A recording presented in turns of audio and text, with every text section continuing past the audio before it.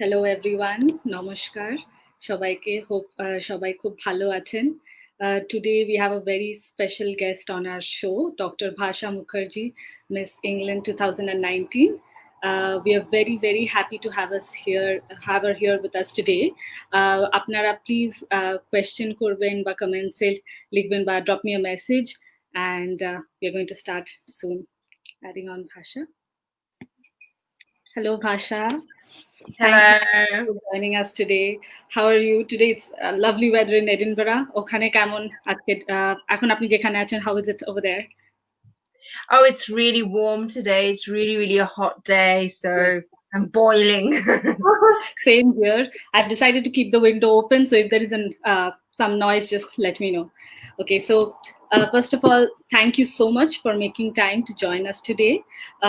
Amra ajke we will start with your journey from Kolkata to England and Miss England, and then obviously you're a frontline warrior for us during this very very difficult time. So to start with, how was your experience in Miss England? So what was it like, the whole journey? Ki kore shuru holo? We know that you were preparing for your medical field. You were studying to be a doctor. How did it come to be that you chose also to participate in Miss England? Actually, it's a long story. I was doing modeling for many years whilst still at medical school. And Miss England was just another thing that I wanted to try. My mum wanted me to do Miss India in 2015, but I was in my first year of medical school then. I actually got through to the semi-finals in Miss India, but they required me to take leave from med school for a whole month and go compete there, and I just wasn't prepared to do that. On the other hand, of course, with Miss England, I didn't have to take that leap of faith, so to speak. So in a way, I was just going about my life, and I just thought, okay, let's just apply. Okay. That's how it happened. There wasn't any sort of, big, something's going to happen, my life's going to change. I had very low expectations of how it's going to go. But I was modeling for many years before Miss England. Okay.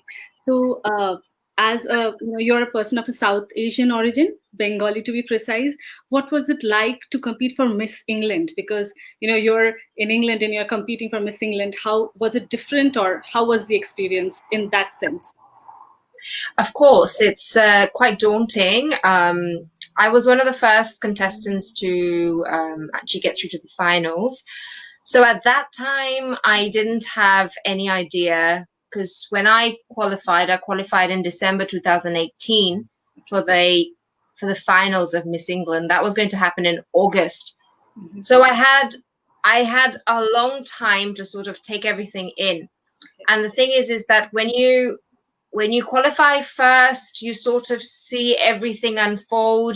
You see the new contestants coming in, you see the competition growing, and you sort of start thinking that your own chances of winning or even doing well just getting slimmer and slimmer. So you sort of see the whole thing from the start. And me too. In fact, the people that organized my semi-finals, they actually told me that the Asian girls don't really do that well. It's quite noisy outside my room as well. It was just a thing that, just go compete, just experience it. It's Miss England after all, that sort of thing. And when I was there at the actual pageant, of course, it's very, very daunting, because now it might be different, but even last year when I competed, there was lots of blonde girls. Yeah. And the specific look, which is not the requirement for Miss England, but that's just the sort of image that you see. As soon as you walk in, you just see like at least 70% of the ladies with blonde hair, or very beautiful, very stunning women, basically. You just feel very weird and strange. I do remember feeling very strange, because I actually qualified for the talent round, and only 3 people were supposed to perform on the night, and I was one of them. I opened the show because I had a lot of tam cham, as you call it. I did a Bollywood dance and I had a lot of things going on. So I had a lot of dress change. They put me first. I felt so nervous to go out there. It was in Newcastle and maximum audience was not South Asian. Imagine doing Ghumar in front of a Caucasian audience, opening a show. And I'm not a trained dancer at all. And there were some very talented women there, so I absolutely didn't have any expectation to win, but it happened. So here we are. To be fair, I saw a clip of your dance, and you were really, really good. It was bad. No one can tell, you know. Yeah. So I saw a picture of you in one of the stages of the Miss England contest, where you were walking like a queen on the ramp, wearing a pair of jeans which had a wet patch on it. Yes, and this was on social media, and I looked at it and I thought that I wouldn't be able to do that, or I'm not sure if anyone else would. So what was it like, and how did you manage to muster up that courage, and what made you think you're walking like a queen and you don't even care that it's that there's this wet mark on your jeans? So that picture tells a lot of stories, actually, because yes, it was funny because just before I was about to go on stage, it was the very first round, which was the bare face round, where you have to be no makeup on stage, which in itself is quite scary. If you're not looking your best, your hair's not done and stuff. And there were girls who were there who had a full fake tan on and lashes done and everything. And I wasn't one of those girls because before becoming Miss England, I was not into all that stuff at all. So that in itself is quite daunting. But just before I was going to go on the stage, I actually was drinking some water. I remember I started choking on it. So I spilled water on myself and I was like dying almost. But you've got to do what you've got to do, and then when they say you're on next, so you go on next, and they captured me with this massive splodge of water. And even when I posted that picture on my social media, everyone was asking, did you wet yourself, what's going on there? And I was like, you know what, I'm not going to explain myself because I know the story behind it. And the story behind it was that sometimes when life gives you lemons, you got to make lemonade. Just go get on with it. And these small incidents, inspire us, because we are often in situations where we feel like we should have been more prepared, or something happens at the last moment, and these things gives us courage. Okay, we can do it and we can go on. So it was inspiring to see that as well. Thank you. Yeah. So we have some viewers from West Bengal, India as well. And one of the questions from our viewers here is, does Bhasha speak Bengali, and how fluent is Bhasha in Bengali? Because we have read that you speak in 5 different languages. I personally have heard you speak in 2. So what about Bangla? Okay, we can speak in Bangla if you want. My Bangla is better when I'm doing in a conversation. When it comes to interviews, sometimes my brain shuts down. All right. No, it's a case of switching over. But yes, I can speak in Bangla if you want me to. You can. So if you want to say something in Bangla, you're most welcome, and I can carry on in English or Bangla. No, you start. You start with saying something in Bangla, and I'll respond. Okay. So Kolkata থেকে ছোটবেলায় you came to England. তো ছোটবেলায় তোমার কলকাতার সবথেকে favourite memory কি? আমি কলকাতায় যখন ছিলাম তখন I was very young. So আমার actually one of my favorite memories, আমার একটা জয়েন্ট ফ্যামিলিতে আমরা থাকতাম সেখানে, আর একটা বড় বাড়িতে, it was so nice. Every morning আমার যে ঠাকুমা ছিল, সে এখনো, she's 93 now, সকালবেলা উঠে পুজো করতেন তিনি। আর I used to really love, on the days I wasn't going to school, I used to love coming in, sitting with her, আর আমি যে ঠাকুরের বাসন হতো সেগুলো আমি ধুয়ে দিতাম basically. And that was my job every day when I was a child. I really enjoyed that responsibility. I felt very grown up with that responsibility. That was one of my few favorite memories. আরো অনেক memories আছে যেটা এখানে করা যায় না, সেটা হচ্ছে ছাদে যাওয়া basically. You don't have a roof in this country. And I used to love doing that. Chade, Bikil Bala Ishomai, around this time, 5 o'clock. Yeah. I'd be upstairs on the chad, and it used to be so nice. Obviously, Kolkata has changed a lot since I left. It's not as kholamela and airy as it used to be when I was growing up there. So those are some of my memories. Lovely. Certainly, we can relate to that. Another thing people are asking now is, obviously, whenever you say Bengalis, they will always say Bengali means there must be something, fish. So Bengalis love fish and we are famous for it. So do you have a favorite fish, or do you like fish? And if you, which one is your favorite? Ilish, chingri? Oh, that's really tough. I love fish, absolutely. I think Ilisha Chingri Dutoi, quite rarely we eat that now, especially in the Bengali style. If I had to choose, that's so tough. Obviously, Ilish then. It's got such a unique taste to it. Yeah.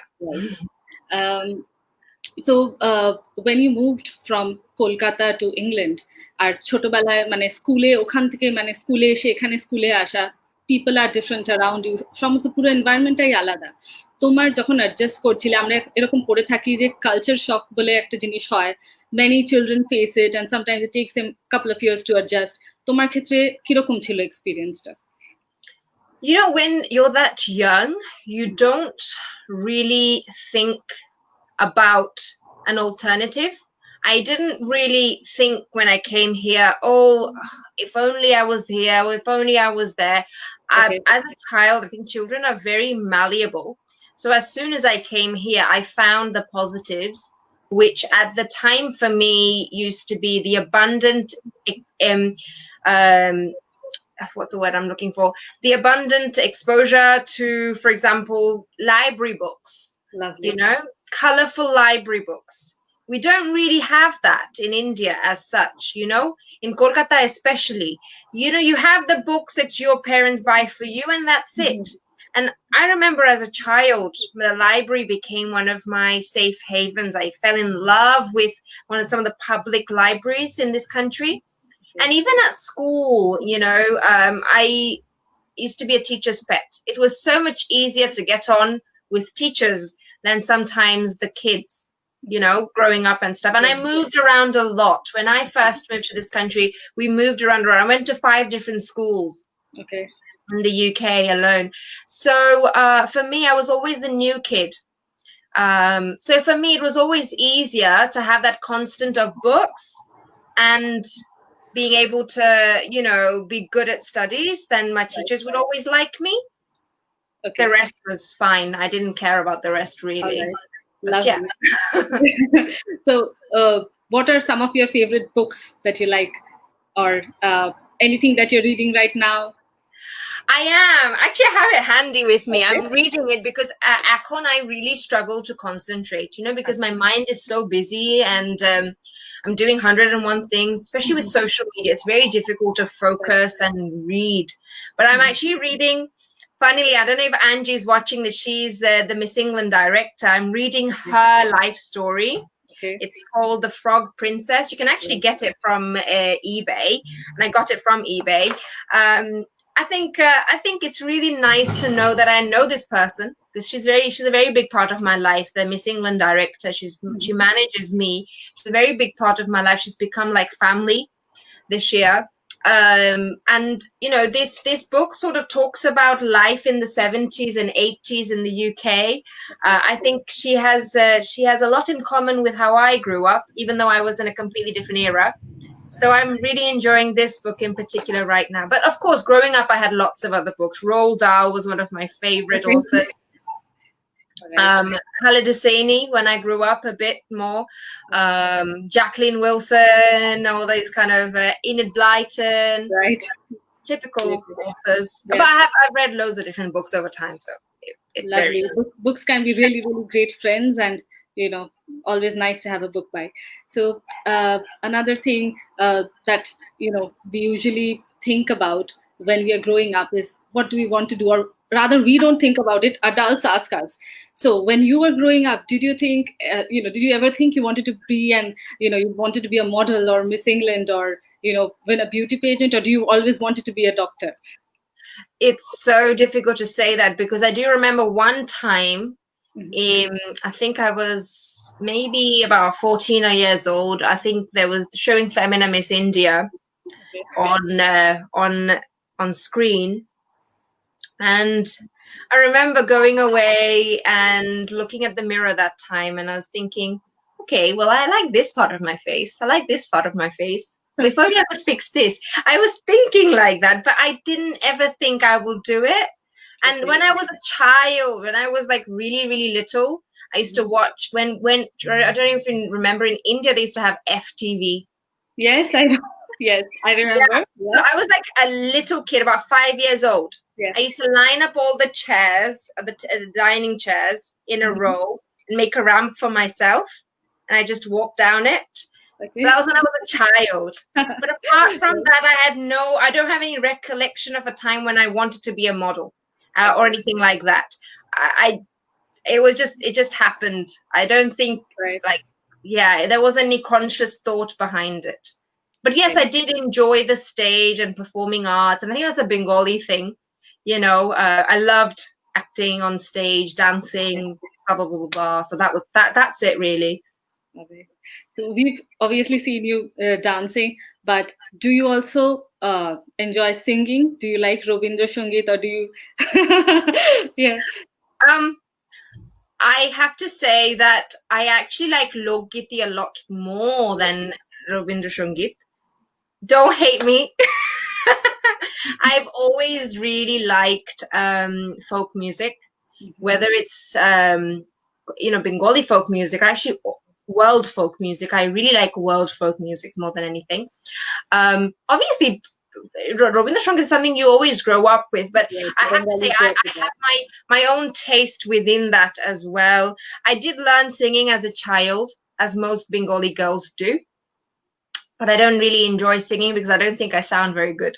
So, but I think it helped with me developing a sense of tune and beat, because then I realized I enjoyed dance more than singing. So there we are.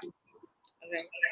So, being a doctor, is that something you wanted to be, or is that also something which happened in the course of time? So you realized while on your path that, okay, this is something that I want to do. Yeah, I remember wanting to be an astronaut or a footballer. I wanted to be someone that was an expert on religious texts. I wanted to be that for a really long time, actually. I wanted to read all the religious texts and be like a consultant in that. That was the last thing I wanted to be before I wanted to be a doctor. Medicine just happened to kind of come along because a lot of my interests sort of went in line with medicine, and it was a good career to go with all the skill sets that I had and the interest that I had.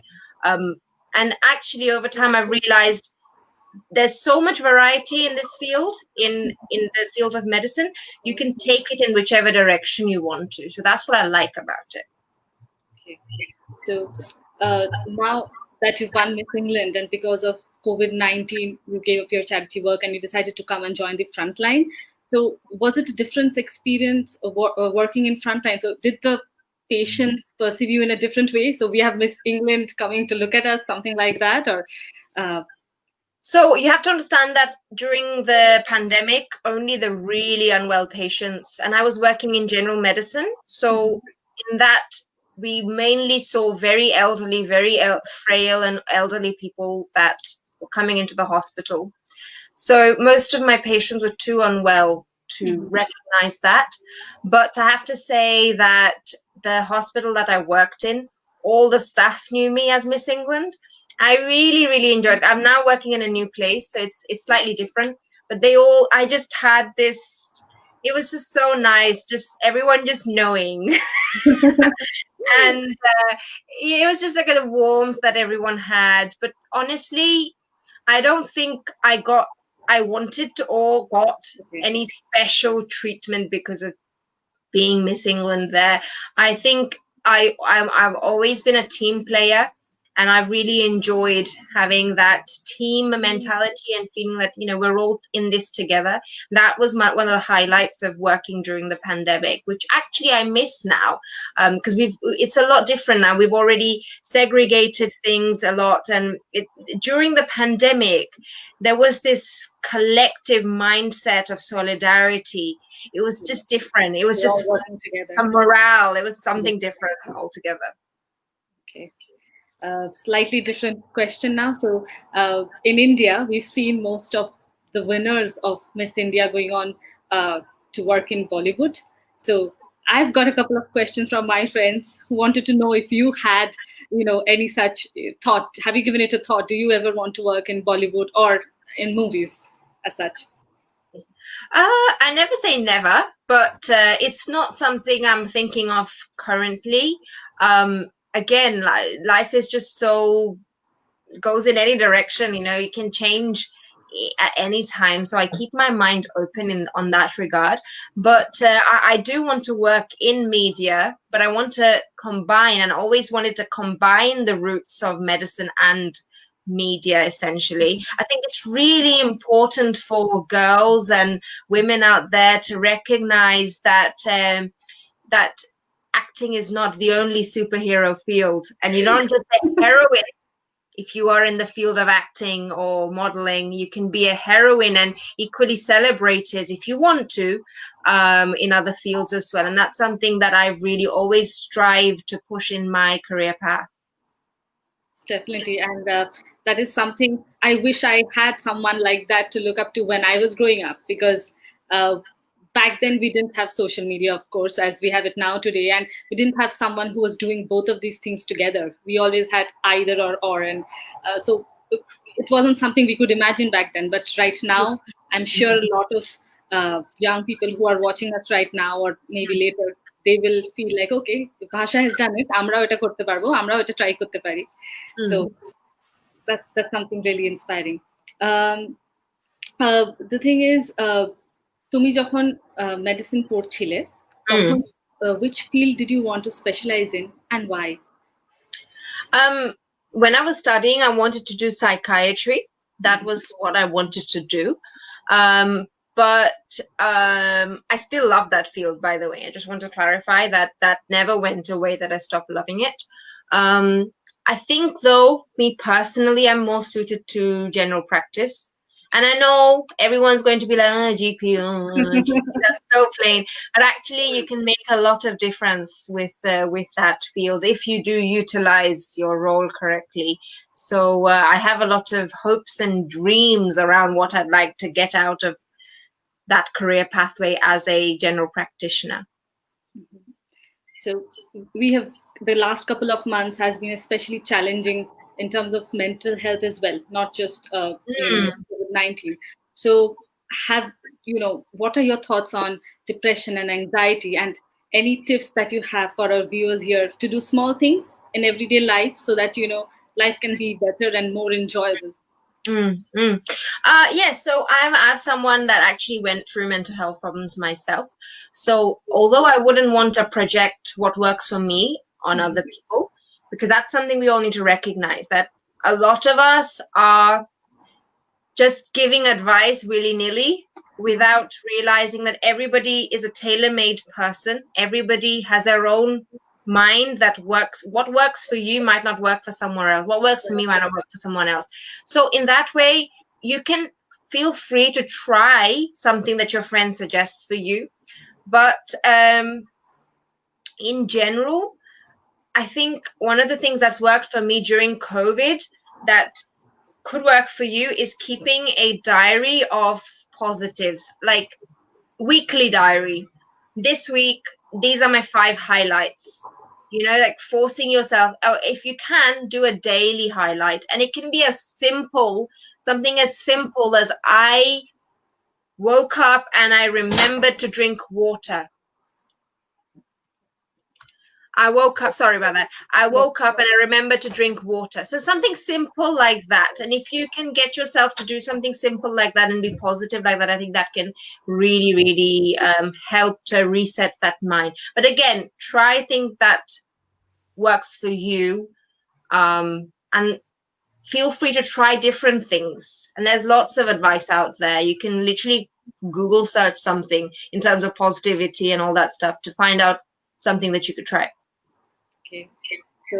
So when we were growing up, our perception of models were they're going to be thin and they're going to be really, really beautiful. So the two conditions that people thought about models were they'll be really tall and they'll be really thin. So any girls who, like our friends, the perception of beauty was you have to be thin.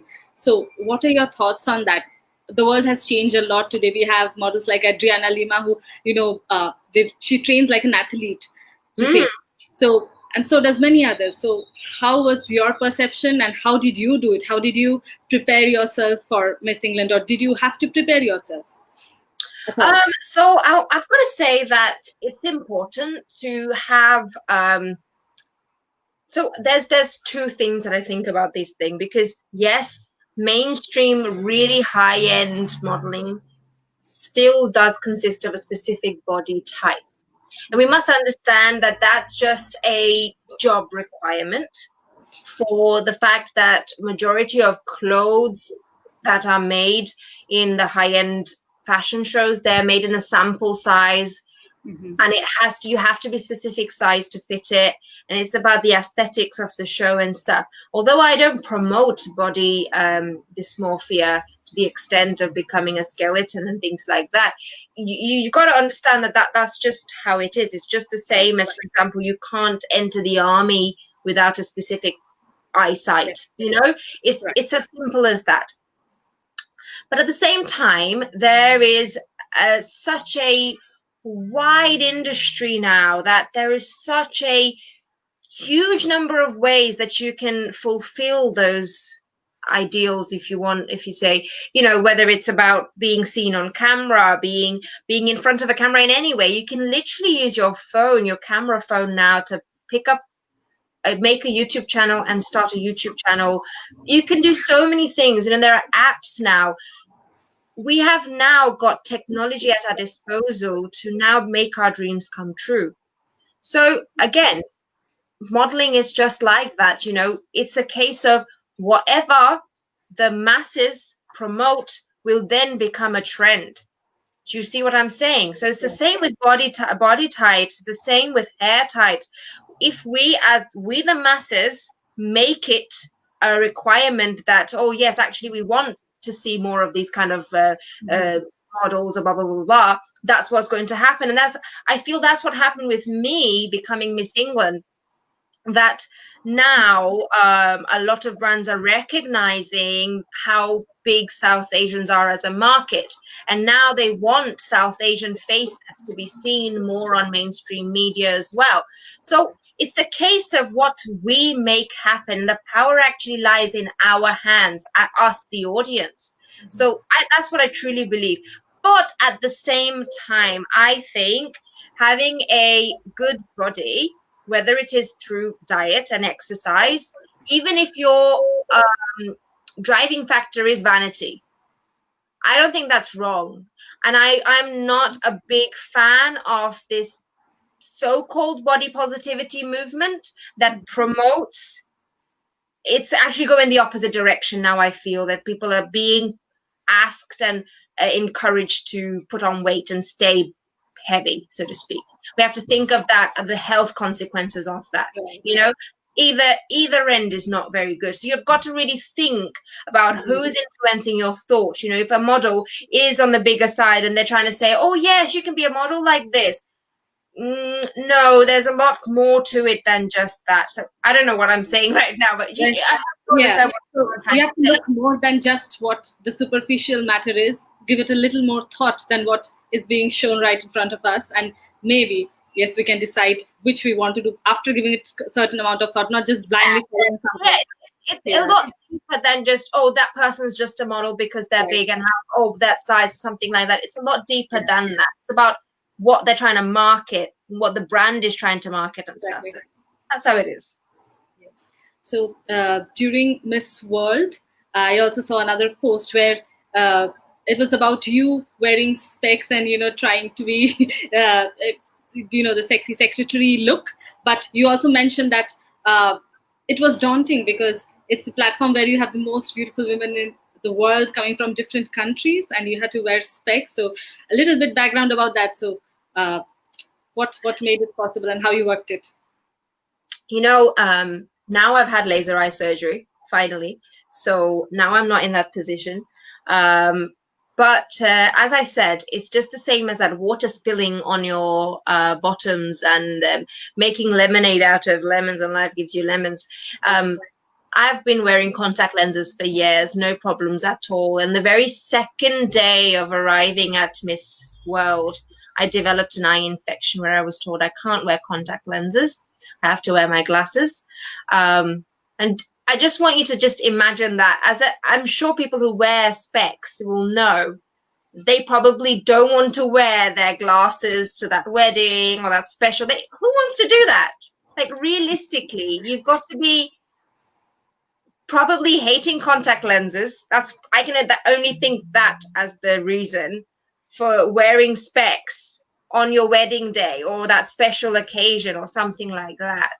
Because we all have grown up, and I can say this because I've gone through it. We've grown up getting bullied for having glasses and seen those girls in school who didn't wear glasses and envied them because they got more male attention. They got called more beautiful. We glasses, whereas we always had to work harder to sort of make that look work for us. Do you know what I'm saying? Yeah. Because it's an extra accessory that you've got to make work with your face, your body, and everything, So there I was. I had to wear glasses for most of the time that I was at Miss World, and I actually tried to keep my eyes as healthy as I could. So in the finale, I didn't have to wear glasses. And yes, it was daunting, and it was I didn't feel like I was looking great in pictures, especially taken by others. It was only like pictures I would take of myself that I was comfortable with. But there I was. I had to just get on with it and give my best, and that's what I did. So there we are. Mr. I saw you were looking stunning. Oh, thanks. So you were talking a bit about male attention. So after winning Miss England and now, how has the perception changed? So do you get a lot of messages on social media, or maybe flowers on your front door? What's the scene like? It varies. I did during COVID get some fan mail and stuff, and also when I first won. I think the days it's very different now than how it used to be being a celebrity back in the day, because celebrities were not so accessible before. That's why people would send them flowers at their front doors and that sort of thing. Now social media is literally such a easy way for guys to slide into your DMs just to say something appropriate or whatever it is. But actually, I'll tell you a funny story. I actually think I get Didi zoned a lot. A lot of Really? yeah, it's so weird. It's so weird. I'm like, wow, okay. I think maybe because of my profession, or maybe because of the way I come across, a lot of people are a bit scared of me. So they just sister zone me. They're saying that men are intimidated by powerful women. So that certainly goes to say that you are powerful. I don't know about that. Okay. So being a Bengali, another thing that is associated with us is Durga Puja. So uh, what is Durga Puja to you? I mean, do you still participate in Durga Puja now, or have you been to Durga Puja in Kolkata as an adult? Yes, I have. Oh, wait, have I? Maybe I have. Actually, I haven't been to Durga Puja as an adult, but I have been to Durga Puja as a pre-adult. Maybe I think I don't. Last time I went was a long time ago. That I went during Durga Puja. Actually, I haven't been for a while, so I'm sorry. I can't remember the last time I went. It was a few years ago, actually. Durga Puja. To me, when I was a kid, it was very different to what I sort of went on to understand about it much later. I think for me, it was one pivotal year. I still remember it. And so this was when I was first starting out modeling. So when I first started modeling in 2012, and then I got so into that field, I sort of neglected my studies a little bit, and my results weren't that great in the exams one time, and my dad banned me for a whole year till I finished my year 12 or 13 exams. And he said no more modeling or dance or any of that stuff for a whole year. And I remember that pujo, I went to a local pujo here in Leicester, and I was feeling very low in myself. I was feeling very, very low, and I was feeling very, those questions that was coming into my head, because when you're at that age, you're sort of thinking, studies, or do I want to follow, do I want to be a rebel, do I want to do this, blah blah blah blah. You just feel so angry all the time as a teenager. I'm sure you must have felt this at some point, where you feel that conflict. And I remember being in front of Madhuga, and I come from a very spiritual family. My family is very spiritual. I've had that since I was a kid. I remember during the arati, where they were doing that, I started crying because I just felt the superpower. When you see Ma Durga with her 10 arms, and I really understood the message, that almost I felt like she was speaking to me in a weird way. Not really, but Yeah. that she was trying to say that women are so much more than we think of ourselves, how much we doubt ourselves. And it all flashed in front of me, the whole whole story of Ma Durga, really, how Mahishasur didn't think a woman would be able to kill him, and he actually wished from Lord Shiva to be not be able to be killed during daytime or night, not be able to be killed by a man or any man on earth or in the Devlok, basically. And that's why they got Devi Shakti to kill him, because he believed a woman would never, he never even considered women worthy of that. And it really flashed to me that, women are powerful. We can do a lot. And that's why the 10 arms are very significant to me. Yeah. Do you know about Edinburgh Durgotsav? So we have a big celebration over here every year. This year, I'm not sure, but if we do have it, we are definitely, inviting you to come and join us over here, and we would love to have you with us. It'd be my pleasure. Yes. So, do you know about UK Puja Parikrama? Something like 60 plus Durga Puja is happening, and have you visited any others of them? I think I may have gone to the Camden one year. And honestly, we just go to the local one here in Leicester, because most of the time it falls during the week, and we're either working or something. We only go one day or 2 days sometimes. I don't think I have gone anywhere else, actually, I'm afraid. But certainly, Edinburgh Durgotsav would love to welcome you. I'd love to. We have them. Probably not this year, not sure, because of COVID and the situation around it. But you're most welcome to join us in Edinburgh for Durga Puja. Thank you. Being a doctor, you were competing in Miss World, and your campaign, I think, was health education, to educate people more about health. I found this really inspiring and important, because we don't want to do something after something bad has happened. It's much better to do something before something bad has happened. So tell us something more about why how you thought about it, and I think it's an amazing concept. So we'd love to know more about this. It came from a lot of interacting with people, and how much, as soon as I was studying in medical school, even my aunties, uncles, this person, that person, they would just ask. And I realized how much people want to know, but they don't know, or they don't know how to know, rather. So how much time do we get as GPs to interact with our patients, to really talk to them and teach them? But I do believe that when doctors teach, it might prevent the need to treat. So I do believe that prevention is better than cure. Um, it's it's so eye-opening when you go out into the community and start talking to people about their life, about what their barriers are to maybe not taking their medications on time and stuff. You really get to know people and their lives, I think, and that's an insight that you don't get to have when you're in your clinic, when they're coming to you once something's already happened. So I really enjoy teaching myself. Although, some more senior doctors than me would probably think that I don't know enough to teach. But I don't believe in that concept. I do not believe in that concept that you must be an expert to teach. I think everybody has something to teach. And I believe in knowledge being passed forward.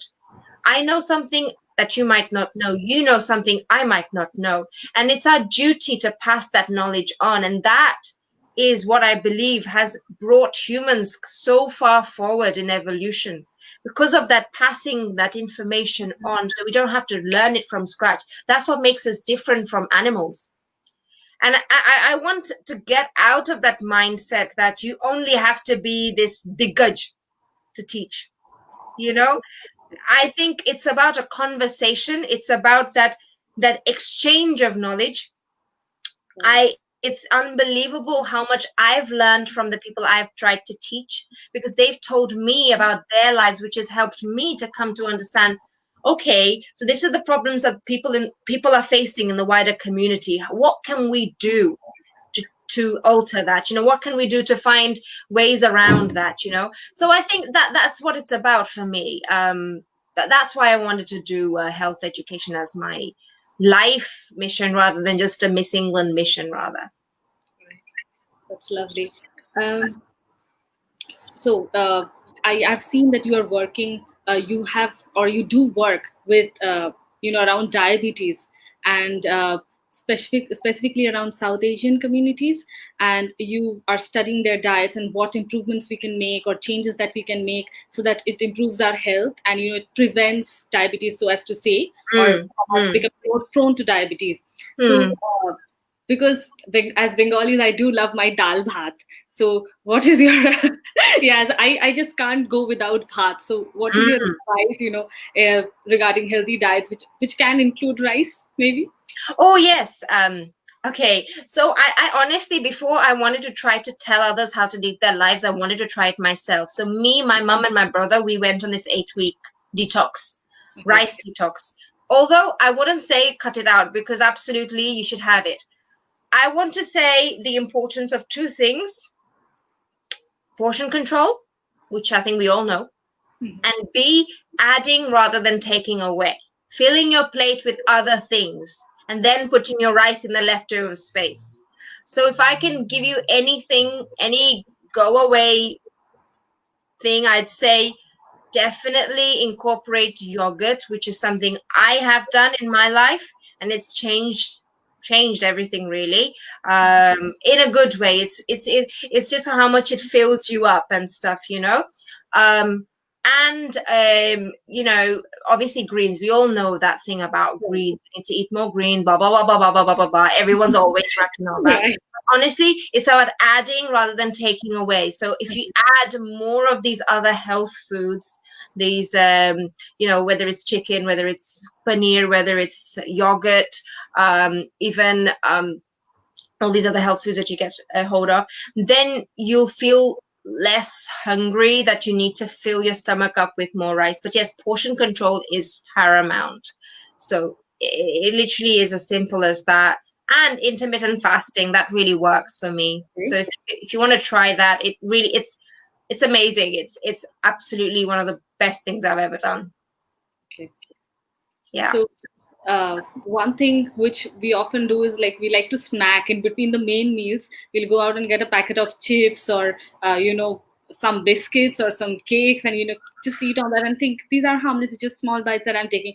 What are your thoughts on that? Is it okay to just eat a packet of chips, or can we switch it out with healthier options? I know we can, but it seems like when both of them are side by side, we always reach out for that packet of chips because it's more tasty. Don't keep things in your house that you know you'll cheat with, okay?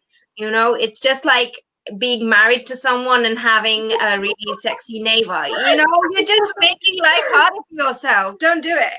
You know, if you want to, you know, I really thought this worked for me. Buy nuts, buy more fruits and stuff like that, and fill your cupboards with that. Out of sight is out of mind. Even if you are inclined to buy your sugary sweets and stuff, keep them in the car, or keep them in your garage, or somewhere where you have to physically go and get it. Hello? What just happened? Am I still on the chat? I'm gonna carry on, I think. I don't know what's happening. Okay, I'm just going to carry on because I don't know who's watching this, but yes, keep your snacks away and out of sight. The more the more you need to make yourself go out after it and get it. Sorry, we lost you there for a second. I wasn't sure if I'm Yeah. just talking to myself. No, my laptop was dying, so I just plugged in. So I got left out for a bit. Sorry about that. No problem. Yeah, so your snacks, keep them out of sight. And so you have to, most of us, if our snacks are right there, then we'll get it most of the time. But yes, nuts are a really fun alternative to chips and crisps and stuff like that. Fruits are a better sugar source than just your chocolates and stuff. Also, I'd say that it's not really, you need to give yourself 2 or 3 weeks of going without a food, and then you can't eat it anymore. Just take it from me. You'll find it really difficult to find those foods interesting after you've had that detox period. You need to give yourself 1 or 2 weeks to not eat that at all. So I like to eliminate foods like that and fill it with something else, eat something else meanwhile. And then my body just, I can't eat that anymore because my palate has changed. It's about changing that palate. But yes, nuts are a really good alternative to chips. And salt is not bad for you. I'll try it out. This is something interesting. I've never thought of, if I manage to not eat it for 3 weeks, I'd probably not like it anymore.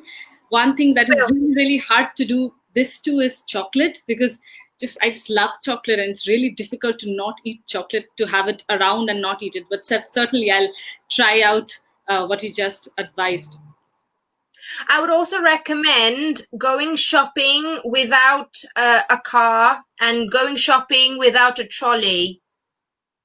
Use if you can, use just your hands or just a basket, because if you have to carry it, you'll have, you'll less likely to put more stuff in your shopping cart.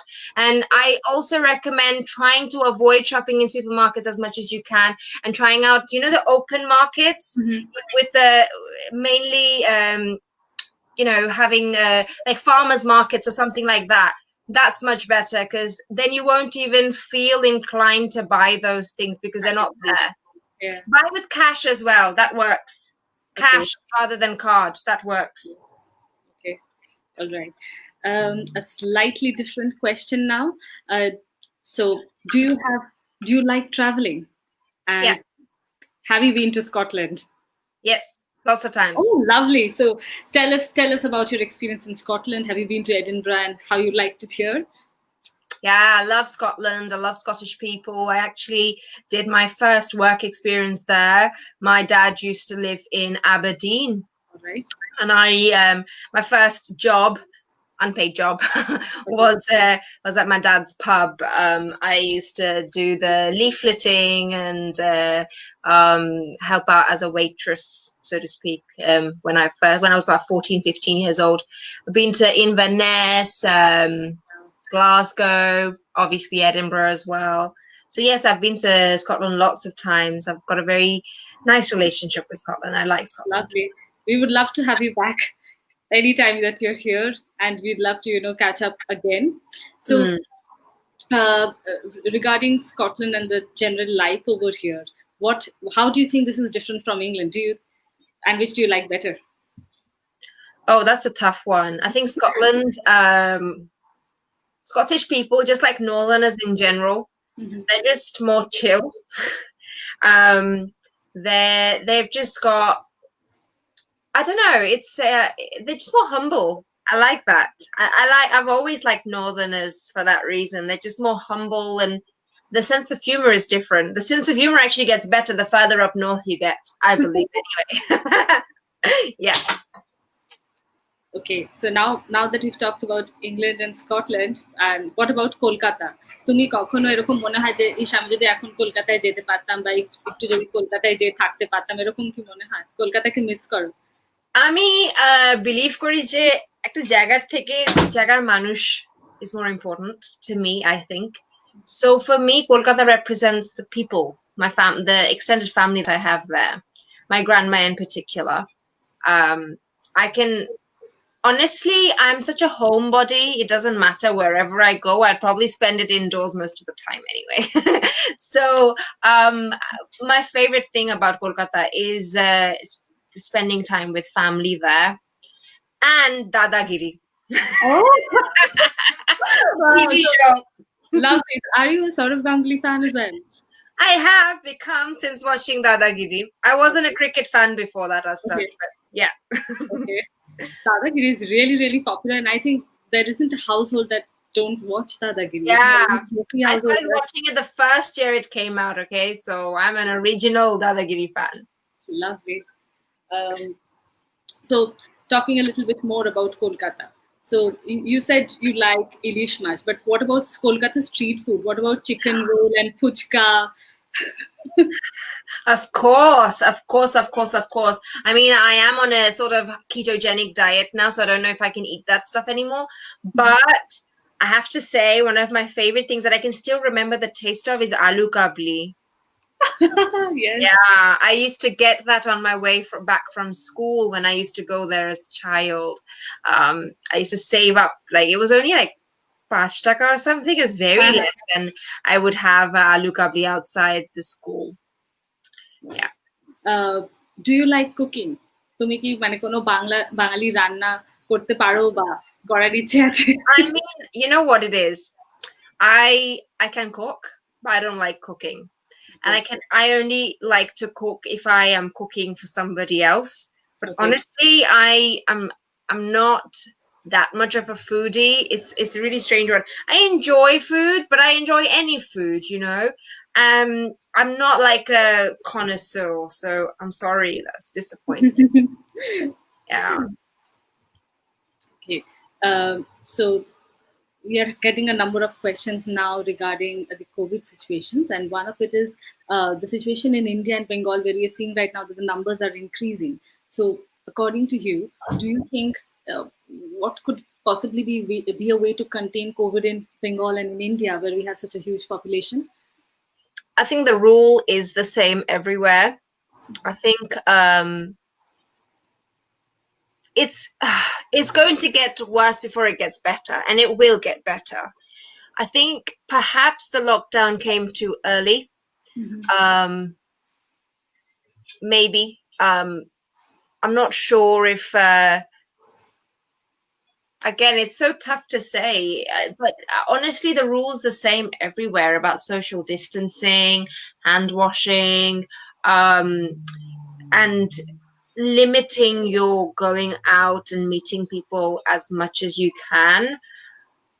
Maybe because Indians at the moment are actually dealing really well with COVID. The recovery rate is pretty decent in India. So maybe that's why most people are just a bit about it.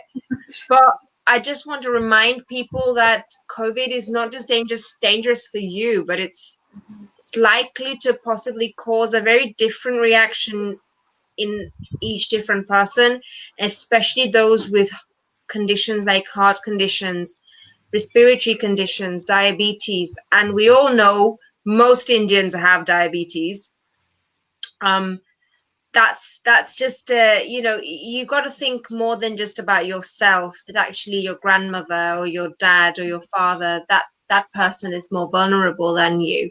So you've got to think in that way. But apart from that, the rules pretty much are the same wherever we go in terms of what can really help us.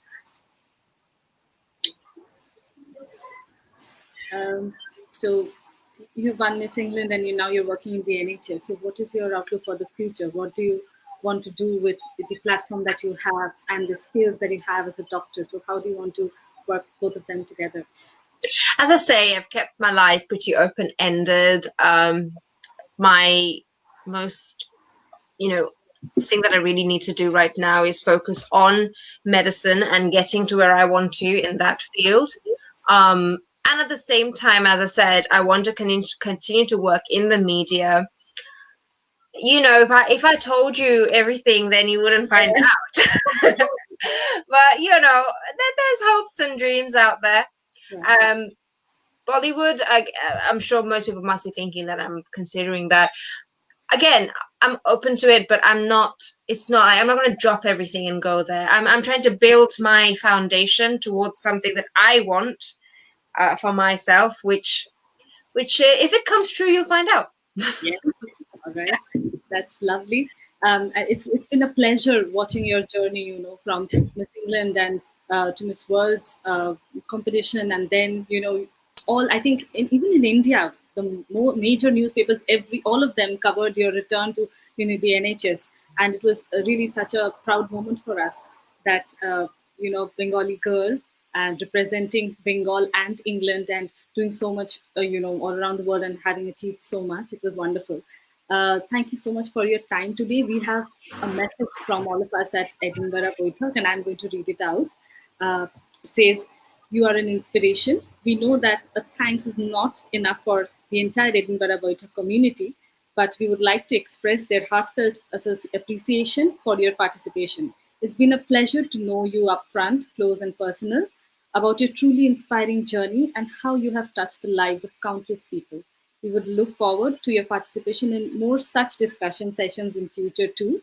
We would always fondly follow your journey ahead and we wish you all the very, very best." Thank Thank you you. so much. Thank you very much. It's been a pleasure talking to you as well. Yes, it was lovely having you here. Do you have any message for our viewers or uh, anything at all? We would love to have something. Well, I just want to say that I think it's really nice to know that Bengalis outside of the UK are so proud of their heritage. Um, just carry it on, and I hope that we all are able to retain this culture in future generations as well. And I think you all are really working hard to do that and creating an environment, especially for younger Bengalis, to thrive and know more about their culture. I think it's really, really powerful. Thank you very much for having me on here.